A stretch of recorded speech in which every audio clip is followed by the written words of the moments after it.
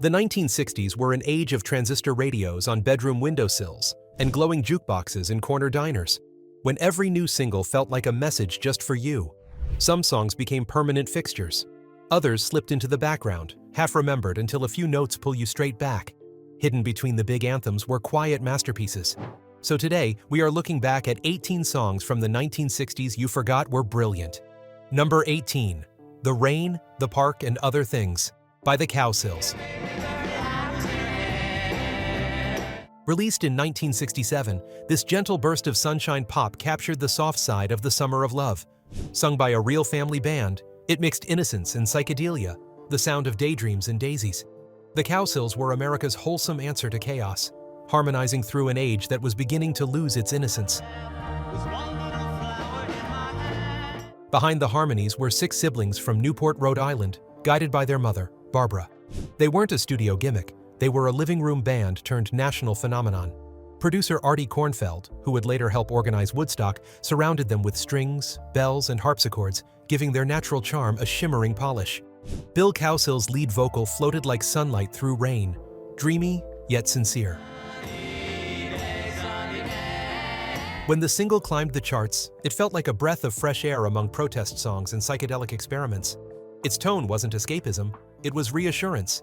Teenagers hummed it under park trees, parents played it in cars, and for one fleeting summer, the nation shared a song that felt innocent but alive with quiet emotion. The Rain, the Park, and Other Things endures because it captures a kind of hope that can't be rehearsed. Every note carries the warmth of family and the simplicity of joy. When that melody drifts through the air, it still feels like morning after a storm, soft, nostalgic, and quietly radiant. Number 17. She's Not There by the Zombies. When the Zombies arrived in 1964, their music felt like smoke curling through the bright lights of the British invasion. She's Not There had jazz chords, a haunting rhythm, and an air of mystery. It wasn't a scream of rebellion, it was a whisper of cool detachment, proof that sophistication could still swing. Colin Blunstone's restrained vocal gave the track its ghostly edge, and Rod Argent's electric piano shimmered with quiet menace. While the Beatles and Stones raced for anthems, the Zombies drifted in with nuance and control. Recorded at Decca Studios, the song's minor-key melancholy and breathy harmonies felt more like smoky jazz clubs than screaming stadiums. Lyrically, She's Not There plays like a mystery novel told in half-truths, a story of absence without resolution. The word she becomes both muse and shadow, reflecting how the 60s were learning to explore emotion beyond teenage crushes. It's sophisticated pop, designed for listeners who wanted something that lingered after the radio faded. The single became an unexpected hit in America, introducing British rock with a darker hue. The Zombies never chased fame loudly, yet their subtle craft outlasted the noise. She's Not There endures as the sound of allure and distance, proof that sometimes the quietest songs leave the longest echoes. Number 16. Up on the Roof by the Drifters. Before the 60s grew loud with protest, Carole King and Gerry Goffin gave the world a song of quiet escape. Up on the Roof was a city lullaby, a simple wish for peace above the crowd. The Drifters' silky harmonies turned skyscrapers into sanctuaries, capturing the hopeful heartbeat of urban America. Released in 1962, it arrived just as America's optimism began to strain under change. Rudy Lewis's smooth tenor carried both yearning and calm, reminding listeners that even in chaos, solitude could still be sacred. The recording was elegant, layered with gentle percussion and strings that floated like the night air above Manhattan. Carole King later said the song came from the need to find personal peace in a noisy world. In its simplicity, it predicted the introspection that would soon define singer-songwriters. For millions of listeners, Up on the Roof wasn't just about a building. It was about finding a space to breathe, dream, and feel human again. The Drifters turned that sentiment into gospel for city dwellers everywhere. Even decades later, when the city's lights glow against restless nights, the melody still feels like refuge. Up on the Roof reminds us that the distance between loneliness and comfort might only be a few flights of stairs. Number 15. You Better Sit Down Kids by Cher. In 1967, Cher released one of pop's most unexpected songs, a divorce ballad sung from a father's point of view. No drama, no gloss, just heartbreak told with calm honesty. At a time when family fractures were rarely spoken of in music, she turned confession into courage and sadness into connection. Written by Sonny Bono, the song blurred the lines between art and life. By then, their marriage was already fraying, and this lyric, spoken through a male narrator, carried a strange intimacy. Cher's low, steady voice felt like a parent holding back tears, explaining something impossible to children who couldn't yet understand. Musically, it stood apart from the psychedelic swirl of 1967. Stripped of excess, the arrangement leaned on piano and subtle strings, echoing the plain-spoken honesty of its words. There was no crescendo, no redemption, just the heavy silence of change. The song climbed the charts not because it was flashy, but because it was real. Today, You Better Sit Down Kids feels like a time capsule of emotional truth. In an era when pop rarely admitted pain, Cher gave it a human face. Her performance didn't ask for sympathy, it offered empathy. Half a century later, that calm voice still carries the ache of endings spoken with love. Number 14. Since I Lost My Baby by The Temptations. Motown in 1965 shimmered with joy, but The Temptations gave it ache. Since I Lost My Baby, written by Smokey Robinson, wrapped sorrow in silk. Every harmony was polished, every line controlled, yet beneath the elegance lived despair. It was heartbreak dressed in perfection, the Motown formula at its most human. The song emerged from Detroit's hit factory, but its emotion reached far beyond the studio walls. David Ruffin's lead vocal quivered with longing, while the group's tight harmonies formed a velvet backdrop of grief. It was proof that Motown could mourn as beautifully as it celebrated, that soul music could whisper instead of shout. Smokey Robinson's lyric painted a contrast between abundance and absence, sunshine, music, laughter, all overshadowed by loss. The instrumentation sparkled, but every note carried melancholy. Even the rhythm, gently swaying rather than driving, suggested the uneasy motion of someone moving forward while their heart stayed behind. Since I Lost My Baby stands as one of The Temptations' most graceful laments, a song where grief wore a suit and tie. Beneath its polished veneer, it captured something universal, the quiet dignity of sorrow. Listen closely, and you'll hear not just heartbreak, but the sound of pride trying hard not to fall apart. Number 13. Baby It's You by the Shirelles. The Shirelles brought emotion without pretense. Released in 1961, Baby It's You blended teenage tenderness with grown-up resignation. The production was simple, but Shirley Owens' voice carried an ache beyond her years. It was the sound of love meeting realism, a moment where innocence discovered its shadow for the first time. Written by Burt Bacharach, Mac David, and Barney Williams, the song fused pop simplicity with jazz sophistication. Bacharach's chord progressions added melancholy, where most girl group hits used sweetness. The Shirelles' delivery turned the phrase, "Baby, it's you," into both plea and surrender. It was heartbreak sung with poise, sadness you could still dance to. The Shirelles had already made history as one of the first girl groups to top the charts, and this song deepened their emotional reach. It arrived just before the British invasion, yet its influence echoed across it. The Beatles themselves covered it on their debut album. For all its quiet elegance, Baby It's You shaped the sound of 60s pop. Listening now, the track feels timeless. It captures the in-between space, too young to give up, too wise to believe love will fix everything. In under 3 minutes, the Shirelles turned a teenage heartbreak into mature reflection. Baby It's You wasn't just a song. It was a blueprint for emotional honesty in pop. Number 12. I Can't Let Go by the Hollies. In 1966, the Hollies perfected pop precision.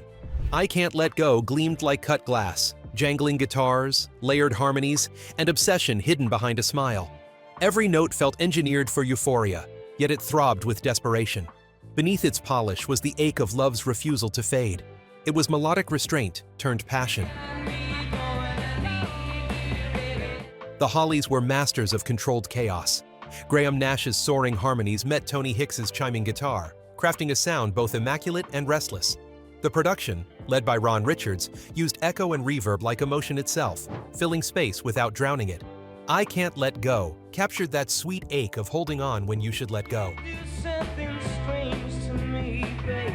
Though often overshadowed by British peers like the Beatles and the Kinks, the Hollies were craftsmen of feeling. Their songs didn't shout rebellion, they whispered persistence. I Can't Let Go charted high in Britain and earned stateside admiration for its clarity and bite. Beneath the pop gloss, it was an anthem for emotional stubbornness. Time has only deepened its brilliance. The Hollies proved that pop could be artful without losing its heart. I Can't Let Go remains a reminder that obsession isn't always loud. Sometimes it's measured, melodic, and unforgettable. In their harmonies, longing found its perfect disguise. Number 11. Darling Be Home Soon by The Lovin' Spoonful. John Sebastian's 1967 ballad was soft, sincere, and strangely brave. While his peers chased psychedelia, he wrote about waiting, about love interrupted by duty. The lyric never says why she's gone, but in a time of war, listeners filled in the blanks. Darling Be Home Soon became a prayer disguised as a song. Recorded in a single session at Columbia Studios, the song's tender piano and understated strings framed Sebastian's fragile vocal. It was less about longing than endurance, the kind of patience that hurts. Released amid the Vietnam era, it resonated deeply with families and lovers separated by miles and fear. Its restraint made it more powerful.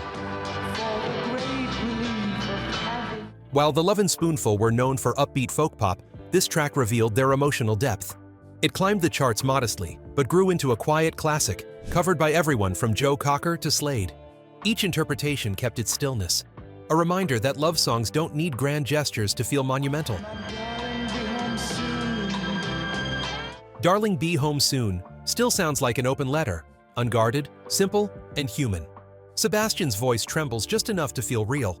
Decades later, it remains one of the 60s most heartfelt invitations, not just to return, but to be present. Few songs capture yearning with such soft courage. Number 10. Different Drum by the Stone Ponies, featuring Linda Ronstadt. Long before she became a superstar, Linda Ronstadt gave voice to independence. Different Drum, written by Michael Nesmith, flipped the breakup script, a woman choosing freedom over love. In 1967, that was quietly revolutionary. Her clear, bittersweet delivery carried both regret and pride, showing that letting go could also mean growing up. When the Stone Ponies recorded the song, it was meant to sound like gentle folk rock, but Linda's voice transformed it into something larger, both delicate and defiant. Producer Nick Vennett softened the arrangement with strings and harpsichord, letting her vocal become the heartbeat. It wasn't anger that drove her words, but grace. The song's release marked a turning point for female performers. At a time when most love songs positioned women as waiting or pleading, Different Drum told a new truth. Independence carries its own heartbreak. Listeners, especially women, felt seen in a way pop rarely allowed. The message was subtle, but it landed with power. Different Drum became Linda Ronstadt's introduction to the world, and it still sounds quietly radical. In its calm confidence lies the seed of her later artistry, fearless, self-assured, emotionally exact. The record proved that strength and tenderness could share the same voice, and that walking away could sound like self-respect. Number 9. Sunny by Bobby Hebb. Yesterday my life was filled with... Sunny was written from pain, not joy. After tragedy struck his family, Bobby Hebb turned loss into light. Released in 1966, it shimmered with hope, a soul song that felt like sunrise after a storm. Its message was simple, but profound. Even in darkness, gratitude can still find a melody. I love you. Hebb wrote the song in the aftermath of personal grief, his brother's death, and the turmoil following President Kennedy's assassination. Yet instead of anger, he chose grace. The melody flows with optimism, but every chord carries weight. In 3 minutes, Sonny showed how sorrow can bloom into something luminous. For the love you brought my way. Produced by Jerry Ross and backed by Nashville's top session musicians, the track became a crossover phenomenon. It was pop, soul, and jazz all at once, smooth enough for radio, deep enough for the heart. Heb's understated delivery made it feel universal, and soon it was covered by everyone from James Brown to Frank Sinatra. Sonny. Hey. Sonny remains timeless because it isn't about denial, it's about resilience. Its brightness comes not from pretending pain doesn't exist, but from deciding to sing anyway. Each note reminds us that joy, when earned through loss, shines longer. Decades later, it still sounds like hope turning its face toward the light. You're my spark of nature's fire. Number 8. Walk Away Renee by The Left Bank. Baroque pop rarely got more beautiful than this. In 1966, Walk Away Renee painted heartbreak with violins and harpsichords. Written by a teenager longing for his bandmate's girlfriend, it turned unrequited love into high art. The Left Bank made teenage sorrow sound classical, giving loneliness an elegance it had never known before. Keyboardist Michael Brown wrote the song for Renee Flatten, the girlfriend of the band's bassist, Tom Finn. Unable to express his feelings directly, he composed them instead. The arrangement, lush and ornate, turned raw emotion into something symphonic. It was a love letter disguised as chamber pop, heartbreak wrapped in orchestral grace. The song climbed the charts and influenced a wave of musicians who realized rock could be sophisticated without losing its pulse. Brown's use of the harpsichord added a Baroque melancholy that defined an entire subgenre. It wasn't rebellion or attitude that made it memorable. It was vulnerability, perfectly framed. Walk Away Renee still drifts through time like a bittersweet dream. Its beauty lies in what's unsaid, the ache of wanting and the courage to let go. Few songs from the 60s balance heartbreak and craftsmanship so delicately. It remains a reminder that love, even unreturned, can create something unforgettable. Number 7. You Don't Own Me by Leslie Gore.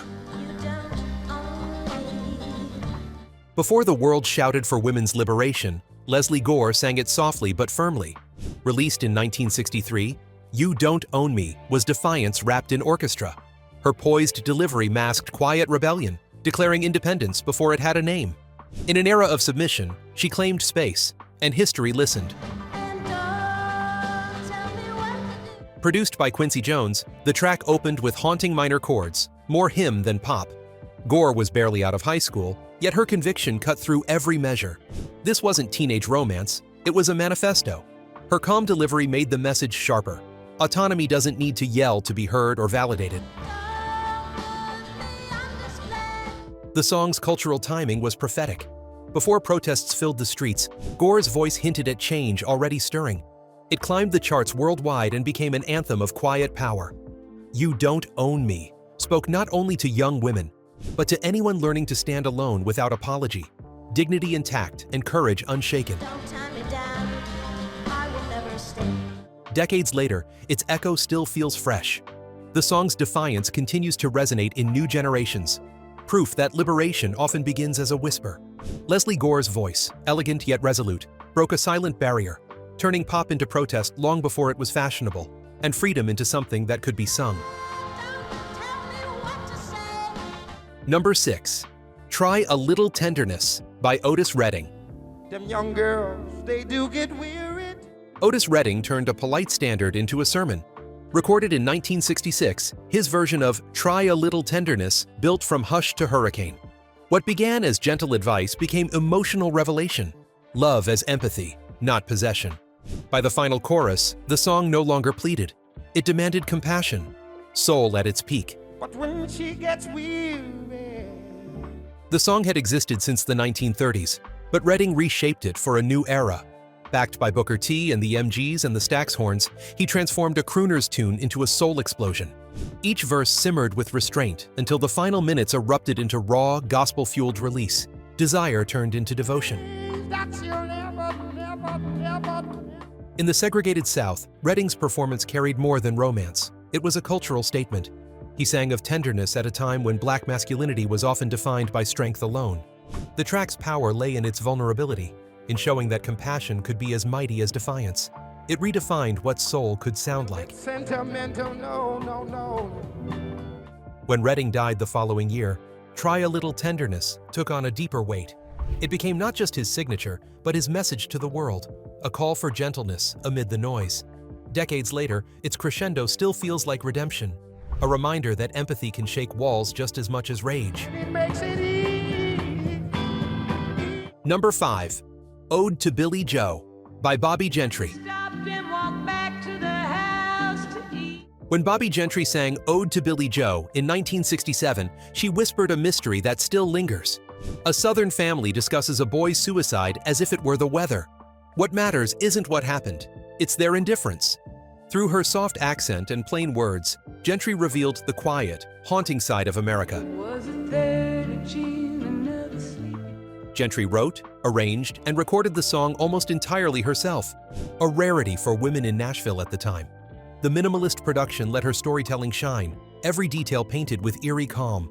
Between biscuits, peas, and passing gossip, she built a world where tragedy sits politely at the dinner table, ignored but never absent. Billy Joe never had liquor sense.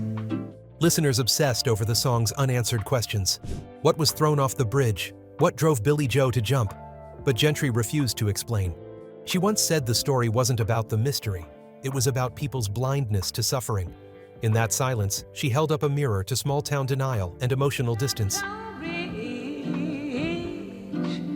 Ode to Billy Joe rose to number 1, earning 3 Grammy Awards and making Gentry a sudden star. Yet, like her song's subject, she soon disappeared from public view. Her creation remains haunting, a soft-spoken masterpiece where the real heartbreak isn't the death itself, but how easily life goes on around it. Number 4. Wichita Lineman by Glen Campbell. I am a lineman for the county. Written by Jimmy Webb, Wichita Lineman turned a working man's solitude into poetry. Glen Campbell's 1968 performance captured isolation, duty, and longing all in one sigh. Between telephone wires and empty planes, it found love's hum in the static. A country ballad became an American elegy for endurance and quiet devotion. Campbell discovered the unfinished song while recording another Webb composition and insisted it be completed. The arrangement, lush with strings and a ghostly organ, evoked the vast emptiness of the Midwest. His gentle phrasing gave the lineman's loneliness dignity, a man halfway up a pole, thinking not of work, but of the one he loves. The song blurred boundaries between pop, country, and orchestral music, creating something uniquely cinematic. Campbell's restrained emotion and the line, "I need you more than want you," struck listeners as profoundly human. It wasn't sentimental, it was honest. In that simplicity, Webb and Campbell captured the poetry of labor and longing intertwined. Wichita Lineman became a timeless American portrait, not of heroes or rebels, but of quiet perseverance. It remains one of Campbell's defining moments, proof that stillness can be symphonic.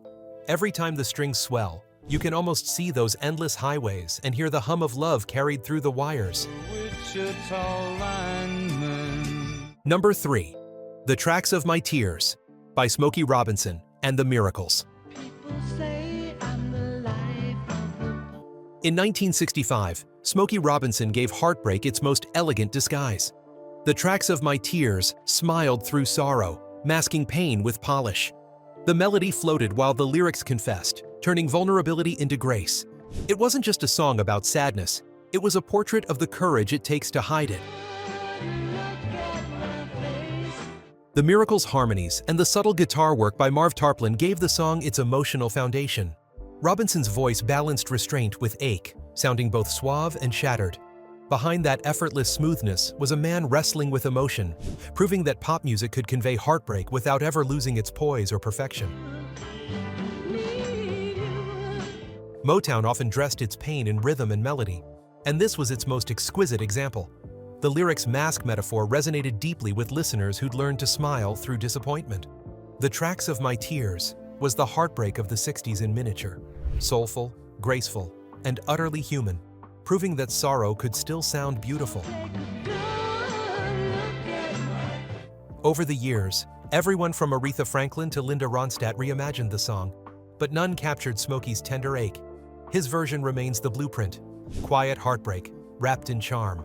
Few songs have aged so elegantly, or remind us so perfectly that sometimes the strongest people are the ones still learning how to cry. Number 2, Time of the Season by the Zombies. In this time, Recorded in 1967 but slow to bloom, Time of the Season became a hypnotic echo of a fading decade. With its breathy call and response and pulsing rhythm, it felt both sensual and strange. The song asked questions without answers, embodying a generation curious, confident, and quietly aware that summer was almost over. By the time it became a hit in 1969, the Zombies had already broken up. Rod Argent's organ line and Colin Blunstone's languid vocals gave it a dreamlike calm, psychedelic but controlled. While others chased chaos, Time of the Season floated above it, sounding like the 60s' last deep breath before the lights dimmed. The lyrics, flirtatious but detached, reflected a new kind of confidence, a knowing that didn't need rebellion to be powerful. It was the soundtrack of shifting moods, from idealism to introspection. The record became timeless precisely because it never rushed. It lingered, like the lingering glow of a decade learning to exhale. what's your name? Time of the Season still feels suspended in midair, a song that belongs to every sunset and every ending. Its hypnotic groove, whispered questions, and cool detachment remind us that endings can be graceful. It didn't shout goodbye to the 60s. It simply faded, beautifully, into memory. I really want to know, is that Number 1, God Only Knows by the Beach Boys. you never need to doubt it? God Only Knows, from 1966's Pet Sounds, remains one of pop's purest devotions. Brian Wilson's masterpiece blended childlike sincerity with divine complexity. It wasn't boastful love, it was humility set to harmony. Each note shimmered with awe. In 3 minutes, it captured how fragile, terrifying, and beautiful it is to truly care. So what good would living do? Wilson's vision was spiritual, not sentimental. He built the arrangement like a prayer, French horns, sleigh bells, and those impossibly tender harmonies. Carl Wilson's vocal floats like faith itself, steady yet trembling. Beneath its beauty lies doubt, the quiet fear of losing what gives life meaning. Love, in this song, feels both eternal and fleeting. When Paul McCartney called it the greatest song ever written, he wasn't exaggerating. God Only Knows redefined what pop could express: reverence without religion, romance without ego. It stood apart from its era's noise, sounding intimate yet infinite. Its emotional honesty became the gold standard for generations of songwriters searching for truth in melody. More than half a century later, the song still feels like a miracle whispered in harmony. Each listen reveals something new: a chord, a breath, a quiet plea for connection. God Only Knows endures because it captures what words can't: the sacred vulnerability of love, sung as only Brian Wilson could. The 60s gave us more than music. They gave us memory. These songs, once spinning on turntables or crackling through AM radios, became the heartbeat of a generation discovering both freedom and fragility. They carried us through first loves, long summers, and restless nights. And somehow, they still do. Every harmony, every lyric feels like a photograph developing in sound, timeless, tender, imperfectly human. What makes them brilliant isn't just the melodies, but the way they remember us back. If you enjoyed this journey through the music of the 1960s, make sure to like this video and subscribe for more stories from the songs that shaped our lives. What's your favorite forgotten gem from that decade? Let us know in the comments. And until next time, keep the music playing.